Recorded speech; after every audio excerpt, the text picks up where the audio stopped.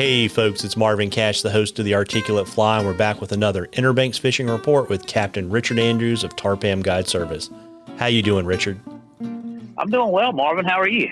As always, just trying to stay out of trouble. And, we were talking before we started recording, and, the fishing report down on Cape Lookout is that this last kind of wind has really messed things up, but it's been disruptive for you, but not quite as bad. You want to let folks know what you're seeing on the water?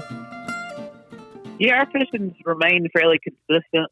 We have had some weather too. It's the time of year when we get a few heavy blows in the fall. That big coastal low pressure system shut us down for about 5 days, which is kind of rare to see in this this time of year. But it seems like we're getting more and more of those every year. But anyway, our fish, when we can get out, our fishing's great. Trout bites been really good. Water temperatures have fallen down to the upper 50s, which is starting to kind of get into that early winter stage of fishing. Late fall, the fish are a little bit slower. You need to fill up your presentation on fly or conventional, go to some different types of lures and flies. The redfish are scattered, and we're starting to see an improvement in our striper bite, which is totally normal for mid-November. Starting to see better numbers of them, and that'll just continue right on through the next few weeks. And pretty soon we'll be in full-on winter striper mode, and I'll be excited about it. Yeah, and so you're fishing for them, I would imagine, on some kind of sinking line with some streamers and bait fish imitations. Yeah, unless they're like up in the water column under birds, like ball and bait, which they often are this time of year, which you can probably catch them on a sink tip or intermediate. Sometimes even surface poppers, crease flies, that sort of thing. Normally just fishing sinking lines.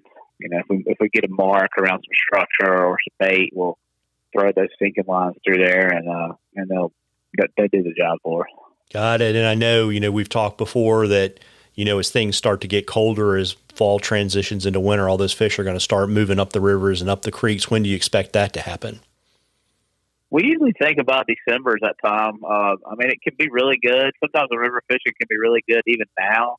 A lot of it depends on the flows. So if we have a wet fall and we have a big burst of rain that sends the river up high, the tar or the Roanoke or the moose, it acts like a vacuum cleaner. It'll actually suck those fish up the river, and it's like they feel that current on their noses and they want to go up and take advantage of good feeding conditions in the current.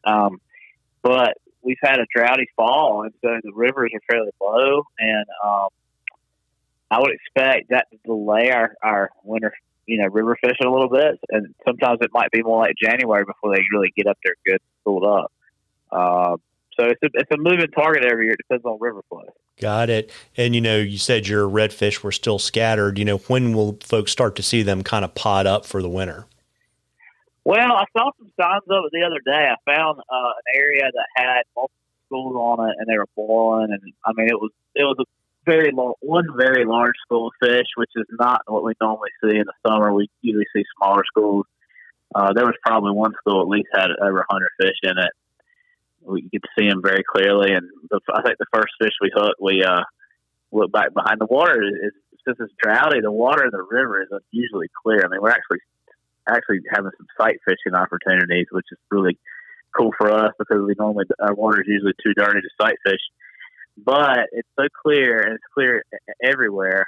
We saw those fish, and we were able to get a bait to them and a fly to them, and then get that first fish hooked. And when we looked back there was 20 or 30 fish behind that one that was hooked. It was pretty cool. We could see them all swimming around. So we don't get to see that like they see it down in the tidal salt marsh area, especially in the winter, very often in our area. But we're just taking advantage of the conditions. Well, there you go. And folks, on the next fishing report, which will be right after Thanksgiving, we're going to draw for the half-day charter with Richard. And Richard, before I let you go, you want to point folks to your website and all that kind of good stuff so they can book you and fish for stripers this winter, or maybe chase some redfish and some sea trout? Yes, Marvin, everything that I offer is laid out very clearly on my website at www.tarpamguide.com. And if you see something that we offer lots of different types of things. And if you see something that you like, give us a shout, and we'll get you out on the water. Well, there you go. And, folks, I keep saying it. Fall is my favorite time to get out on the water. You owe it to yourself to get out there and catch a few.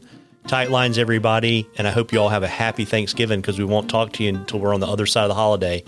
Happy Thanksgiving, Richard, and tight lines. Happy holidays to you, Marvin.